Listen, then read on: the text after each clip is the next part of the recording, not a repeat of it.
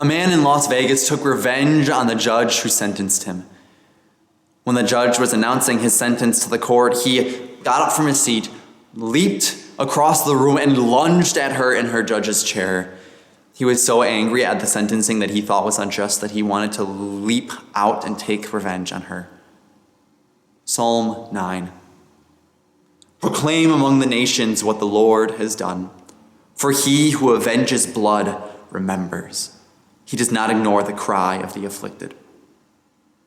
This verse is particularly interesting for the phrase Avenger of Blood. An Avenger of Blood in Israelite culture was because they didn't have a police force.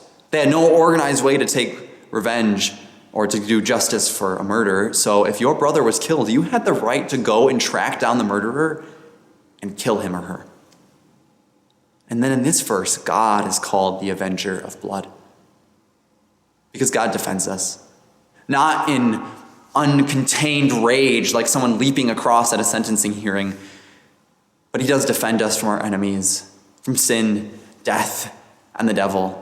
Not because they have murdered us, but because he wanted to save us from death and from destruction.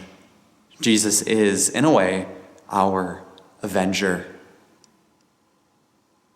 But we don't need to be afraid of him.